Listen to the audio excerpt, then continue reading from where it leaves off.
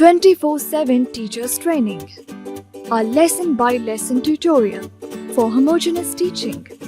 We are an EdTech textbook publisher.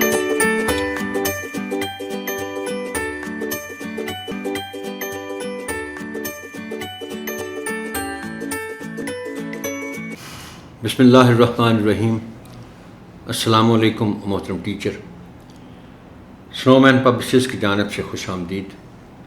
یہ session چوتھی جماعت کی اردو کے باب نمبر 4 پر ہے، جو کہ ایک نثری عبارت پر مشتمل ہے. عنوان ہے حیرت انگیز ایجاد.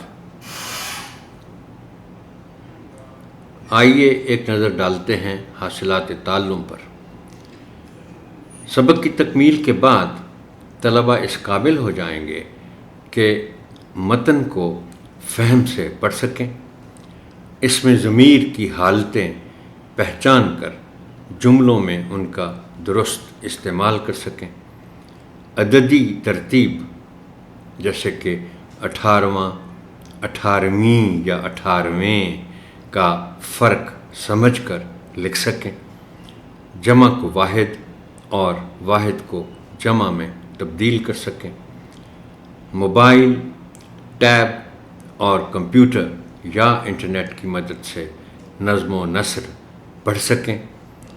املا کو صحت کے ساتھ تحریر کر سکیں. کسی بھی عنوان پر مختصر مضمون ربط و تسلسل کے ساتھ لکھ سکیں. بچوں کو عبارت کے عنوان تک لے جانے کے لیے اور ان کی کتابیں کھلوانے سے پہلے آپ ایک موزوں تمہید اٹھائیں گے، عبارت کے عنوان کا اعلان کریں گے اور پھر کتابیں کھلوائیں گے. تمہید اٹھانے کے لیے درج ذیل نکات پیش ہیں، تاہم یہ حرف آخر نہیں ہیں. بہتر سے بہتر تمہید کے لیے آپ کی فکری جستجو جاری رہنی چاہیے. درج ذیل سوالات کی مدد سے تمہید اٹھائیں. پہلا سوال ہے کہ جب ٹیلی فون نہیں تھا تو لوگ ایک دوسرے سے رابطہ کیسے رکھتے تھے؟ اب یہ سوال ایسا ہے کہ بچے یقیناً کچھ دیر کے لیے سوچ میں پڑیں گے اور کچھ جوابات آ بھی سکتے ہیں. آپ خود بھی ان کی مدد کر سکتے ہیں کہ لوگ پیغامات بھیجتے تھے، یعنی پیغام بر کے ذریعے، قاصد کے ذریعے. بلکہ اس موضوع کے ساتھ بچوں کی دلچسپی بڑھانے کے لیے آپ کبوتر کی مثال بھی دے سکتے ہیں. ہے تو یہ ایک فوکسی داستان کہ کبوتر کے ذریعے لوگ پیغامات ایک دوسرے کو بھیجتے تھے، یا وہ سگنلز استعمال کرتے تھے آوازوں سے. یہ بھی ایک مثال ہے کہ کہیں دور کوئی پیغام بھیجنا ہوتا تھا تو لوگ ایک دوسرے سے کچھ فاصلے پر کھڑے ہو جاتے تھے. ایک شخص دوسرے کو بات سناتا تھا، دوسرا تیسرے کو، اور یہ سلسلہ چلتا رہتا تھا اور ایک طویل فاصلے پر بھی ایک پیغام پہنچ جاتا تھا. اگلا سوال ہے کہ کون سی ایجاد نے زندگی کو پوری طرح بدل دیا ہے؟ بنیادی طور پر یہ ایجاد ہے تو کمپیوٹر، لیکن آپ چونکہ اس سے پہلے پوچھ چکے ہیں سوال رابطے سے متعلق، تو آپ اس کے ساتھ اس کا ربط بھی پیدا کریں گے کہ اب پیغامات بھی کمپیوٹر کے ذریعے بھیجے جاتے ہیں اور رابطہ پوری دنیا کے لوگوں کا ایک دوسرے کے ساتھ اتنا شاندار ہو چکا ہے. اگلا سوال ہے کہ کیا آپ کمپیوٹر یا لیپ ٹاپ استعمال کرتے ہیں؟ یہ سادہ سا سوال ہے، بچے اس کا جواب دے دیں گے. پھر ہے کہ آپ انٹرنیٹ کا استعمال کس کس کام کے لیے کرتے ہیں؟ یہ چونکہ بہت معنی خیز سوال ہے، آپ بچوں کو وقت دیں گے تھوڑا سا کہ وہ اس کے جواب میں مختلف باتوں کا ذکر کریں.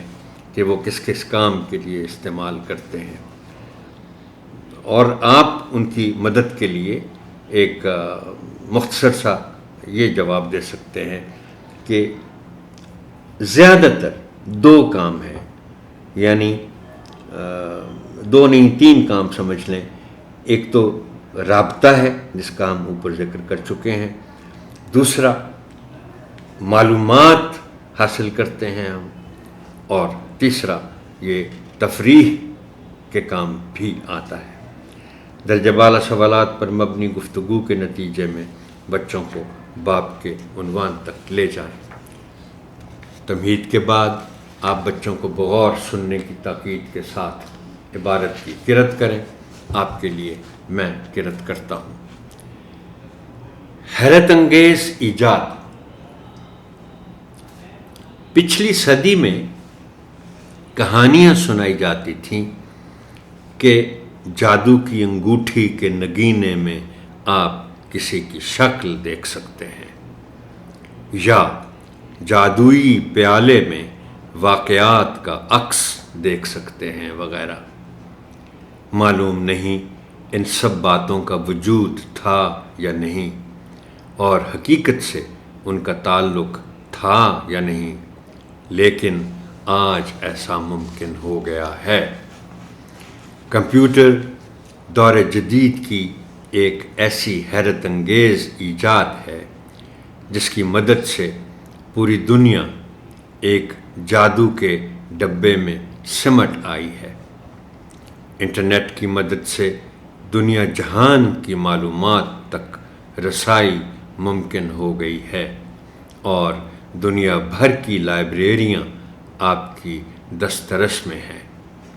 جیسے الادین کا چراغ رگڑنے سے جن حاضر ہو جانے کا تصور ہے، بالکل ویسے ہی آپ ایک بٹن دبائیں اور آپ کی مطلوبہ معلومات اور تفریحی وسائل آپ کے سامنے ہوں گے۔ آپ اکیلے ہیں، آپ کے پاس کوئی دوست نہیں، تو یہی کمپیوٹر آپ کو اکتاہٹ محسوس نہیں ہونے دے گا۔ آپ اس پر اپنی پسند کے کھیل کھیل سکتے ہیں۔ کمپیوٹر کے صنعتی اور دفتری فوائد سے بھی انکار ممکن نہیں۔ جو کام بہت سے کارکن کرتے تھے وہ ایک کمپیوٹر کر لیتا ہے۔ بینکوں کے طویل کھاتے اور اعداد و شمار فوراً دستیاب ہو جاتے ہیں۔ اسی طرح اسکولوں، کالجوں اور جامعات میں رجسٹر داخل و خارج، طلباء کی تعداد، اسناد اور کئی دوسرے معاملات کا حل سب اسی ایک مشین سے ممکن ہیں۔ ماضی میں خوشنویس اور نقل نویس رکھے جاتے تھے، لیکن آج اردو ان پیج کی مدد سے آپ نوری نستعلیق یا اپنی پسند کے خط کے مطابق اردو مواد کی کتابت اور اشاعت کر سکتے ہیں۔ اردو پیغام رسانی بھی ممکن ہو گئی ہے۔ اب آپ نہ صرف اپنی پسند کے دیوان اور اشعار پڑھ سکتے ہیں، بلکہ گھر بیٹھے جدید شعراء کو مشاعروں میں اپنا کلام پڑھتے سن بھی سکتے ہیں۔ صنعتی حوالے سے ملبوسات کے نت نئے انداز اور نمونے، گاڑیوں کے ماڈل، فرنیچر میں جدت اور عمارتوں کے نقشے بنانا کمپیوٹر کی وجہ سے آسان ہو گیا ہے۔ جہاز رانی اور جہاز سازی کی صنعت کے لیے تو کمپیوٹر ضروری ہو گیا ہے۔ یہ سب کچھ پہلے ممکن نہ تھا۔ ابتدائی کمپیوٹر ایک کمرے جتنا بڑا تھا اور اس میں صرف جمع، تفریق، ضرب اور تقسیم ممکن تھی، لیکن انسانی تحقیق اور جستجو کی بدولت نہ صرف اس کا حجم کم ہوا بلکہ اس کی قیمت بھی کم ہوئی، استعداد بڑھ گئی اور مسلسل بڑھ رہی ہے۔ شاید یہی جستجو، تحقیق اور مسلسل محنت انسانی کامیابی کا راز ہے، اور کمپیوٹر اس کا ثمر ہے۔ اب طلباء سے باری باری عبارت کی قرأت کروائیے، مناسب وقفوں میں تلفظ کی درستی کیجیے اور صحیح تلفظ کی ادائیگی کی مشق بھی کروائیے۔ اس ضمن میں درج ذیل الفاظ آپ کی خاص توجہ چاہیں گے۔ شکل، محترم ٹیچر، یہ ان الفاظ میں شامل ہے جو میں اکثر آپ کو بتاتا رہتا ہوں کہ یہ ان 3 حرفی الفاظ میں شامل ہے جن کے درمیانی حرف پر ہے تو جزم، مگر بولتے ہوئے ہم اس جزم کو غائب کر کے اس کی جگہ زبر یا پیش استعمال کر کے اس کو بول جاتے ہیں، اور یوں وہ غلطی ہو جاتی ہے۔ اب یہ لفظ ہے شکل، لیکن آپ نے سنا ہوگا کہ بہت سے لوگ، زیادہ تر لوگ بلکہ، اس کو شکل ہی پڑھتے ہیں، شکل نہیں پڑھتے۔ وجود، اس کو وجود پڑھ دیا جاتا ہے، یعنی واو پر زبر کے ساتھ۔ تصور، تصور پڑھ دیا جاتا ہے، واو کے اوپر شد کے ساتھ پیش ہے تو اسے پڑھا جائے گا تصور۔ ضرب، چاہے یہ ملٹیپلیکیشن کا نشان ہو یا ملٹیپلیکیشن کا عمل ہو، چاہے اس کے معنی چوٹ ہوں، اسے پڑھا ضرب جائے گا، ضرب نہیں پڑھا جائے گا۔ حجم، حجم نہیں، جس کے ہم عادی ہو چکے ہیں اس کو حجم کے طور پر پڑھنے کے، لفظ ہے حجم۔ اور ثمر، ثمر کو اس طرح پڑھنا ہے کہ میم کے اوپر جو زبر ہے اس کو نمایاں کیا جائے۔ طلباء کو مشکل الفاظ کے معنی بتائیے، سمجھائیے اور تختہ تحریر پر لکھیے۔ آپ کی آسانی کے لیے چند الفاظ اور ان کے معنی ذیل میں پیش کیے جا رہے ہیں۔ نگینہ، قیمتی پتھر، یہ انگوٹھیوں میں بھی ہوتا ہے، زیورات میں بھی ہوتا ہے، اسے نگینہ کہتے ہیں۔ حیرت انگیز، حیران کرنے والی یا حیران کرنے والا۔ انگیز کے معنی ہے پیدا کرنا، سو اگر حیرت اس کے ساتھ استعمال ہو رہا ہے تو اس کے معنی ہوں گے کہ ایسی چیز یا ایسی بات جو حیرانی پیدا کرے یا حیرت پیدا کرے، اسے حیرت انگیز کہا جائے گا۔ آپ کو میں ایک اور مثال دے دیتا ہوں انگیز کے ساتھ۔ فکر انگیز بھی ہوتا ہے جو فکر پیدا کرے۔ رسائی، پہنچ۔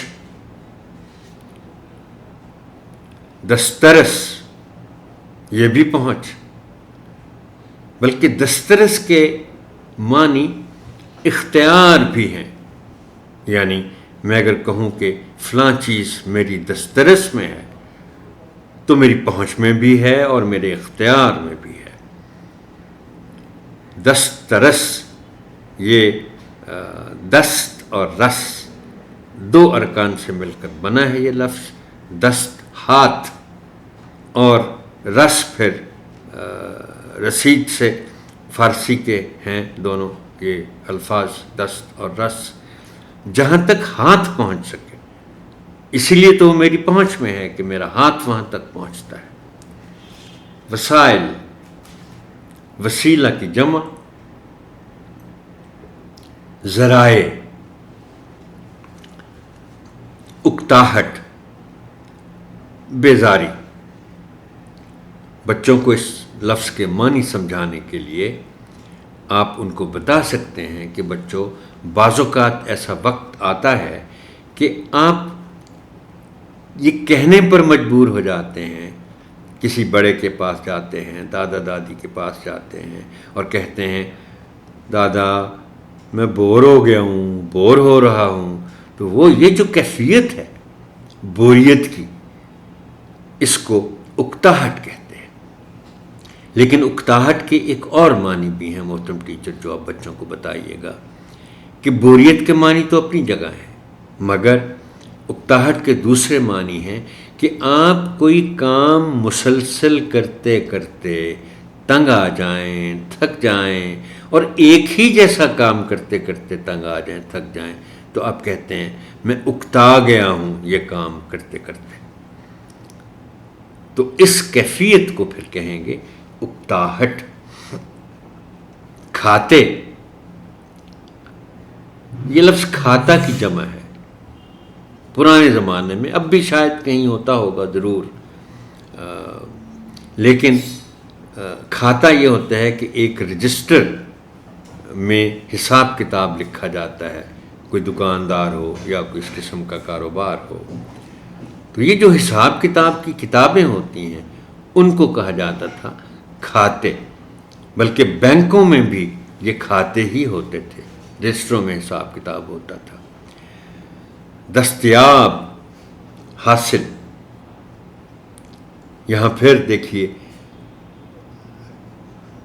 فارسی دست اور یاب، یعنی جو ہاتھ تک آ سکے، ہاتھ جس کو پا سکیں وہ چیز دستیاب ہوگی آپ کو۔ جامعات، جامعہ کی جمع، اور جامعہ کا مطلب ہے یونیورسٹی، کوئی اعلیٰ تعلیم کے لیے مخصوص درسگاہ۔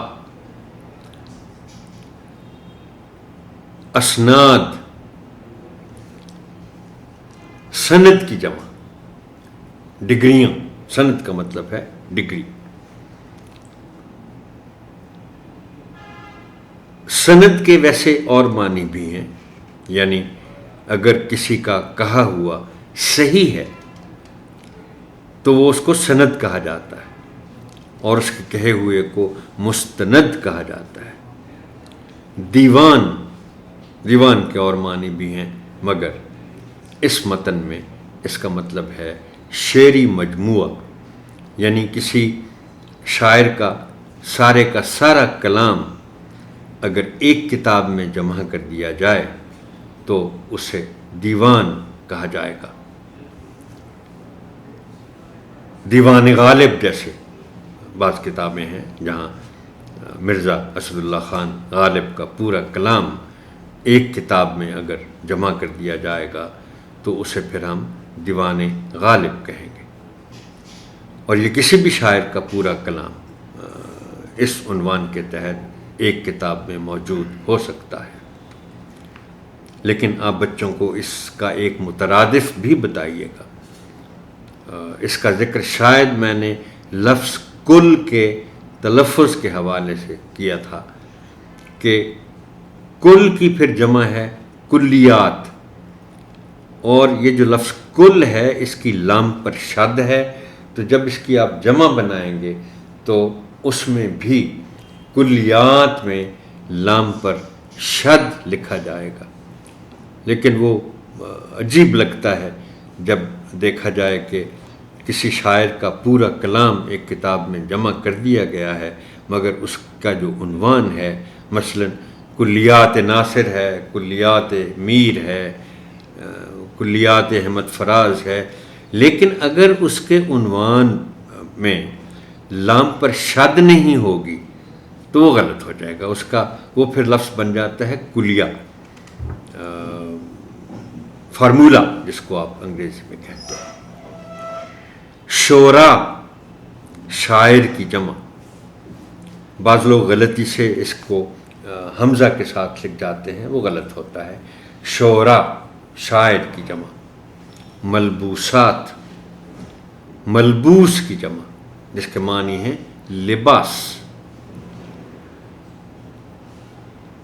حجم، جسامت، یعنی کوئی چیز کتنا ایریا گھیرتی ہے، کتنا علاقہ گھیرتی ہے، کتنی جگہ گھیرتی ہے، اسے حجم کہتے ہیں۔ استعداد، کارکردگی یا صلاحیت۔ ثمر، پھل۔ نستعلیق، محترم ٹیچر، یہ ایسا لفظ ہے، بلکہ پورا لفظ تو جو متن میں استعمال ہوا ہے وہ ہے نوری نستعلیق۔ پہلے تو آپ بچوں کو بتائیں گے کہ لفظ نستعلیق کے معنی کیا ہیں۔ ذرا بھاری بھرکم لفظ ہے۔ نستعلیق کے معنی ہے رسم الخط۔ اب یہ رسم الخط معنی کے طور پر پھر بھاری لفظ ہے، تو آپ ان کو آسان لفظوں میں اس کے معنی بتائیے کہ نستعلیق کہتے ہیں لکھنے کے انداز کو، اور لکھنے کے انداز کے معنی ہے کہ جس طرح آپ حروف کو بناتے ہیں، حروف کی شکل جو آپ پیدا کرتے ہیں لکھتے ہوئے، وہ آپ کے لکھنے کا انداز ہے، اس کو رسم الخط کہتے ہیں۔ اب آپ نہ بھی بتائیں تو بچے آپ سے یقیناً پوچھ لیں گے کہ ٹیچر یہ ٹھیک ہے، نستعلیق تو سمجھ میں آ گیا، لکھنے کا انداز ہے، مگر یہ نوری نستعلیق پھر کیا ہوا؟ اب میں ٹیکنیکلی اسپیکنگ محترم ٹیچر، یہ دو قسم کے انداز ہیں لکھنے کے، یعنی ٹائپنگ میں کمپیوٹر پہ جب ہم ان پیج استعمال کر کے لکھتے ہیں، ٹائپ کرتے ہیں، ایک نوری نستعلیق ہے اور ایک فیض نستعلیق ہے۔ تو میں آپ کو آپ کی آسانی کے لیے صرف آپ کے سامنے اسکرین پر نظر آ رہا ہے آپ کو کہ لفظ نوری کے بعد قوسین میں لفظ کو لکھا ہوا ہے اور فیض کے آگے پھر کو لکھا ہوا ہے۔ تو یہ اب دونوں طرح کے لکھے ہوئے کو جو ہیں ان کو آپ غور سے دیکھ لیں، ان کی شکل پر غور کر لیں، اور آپ بچوں کو سمجھانے کے لیے دونوں طرح سے آپ لفظ کو تختہ تحریر پر لکھیں اور ان کو بتائیں کہ یہ جو سادہ سا لفظ کو لکھا ہوا ہے یہ نوری نستعلیق میں ہے، اور یہ جو کاف کو ذرا لمبا کر کے آگے نکال کر کو لکھا ہوا ہے یہ فیض نستعلیق ہے۔ زیادہ تر استعمال ہمارے ہاں نوری نستعلیق ہی ہوتا ہے۔ جدت، نیاپن کسی بھی کام میں، اس میں آپ اب جدت ہے تو ساتھ پھر جدید کوئی بھی کام ہوگا تو اس میں اس کا مطلب ہے کچھ نہ کچھ نیا شامل کر دیا گیا ہے۔ بند کتابوں کے ساتھ پہلے آپ عبارت کا مفہوم بیان کریں اور پھر طلباء کو خاموش قرأت کا وقت دیں۔ اس کے بعد ان کی کتابیں بند کروا کر منتخب بچوں کو عبارت کا مفہوم بیان کرنے کے لیے کہیں۔ اب آپ چند الفاظ کا انتخاب کریں اور بچوں سے کہیں کہ وہ ان الفاظ کو استعمال کرتے ہوئے اپنے جملے لکھیں۔ آپ ان کے جملوں کی اصلاح کریں اور پھر نمونے کے طور پر خود بھی ان الفاظ کے جملے بنائیں اور تختہ تحریر پر لکھیں۔ اب ہم آتے ہیں متعلقہ حاصلات تعلم کے حوالوں کے ساتھ مشق، زبان شناسی اور لکھائی کے کچھ اہم پہلوؤں کی طرف۔ پہلی سرگرمی جس کا میں نے انتخاب کیا ہے محترم ٹیچر وہ ہے اسم ضمیر۔ صفحہ 24 پر زبان شناسی کے تحت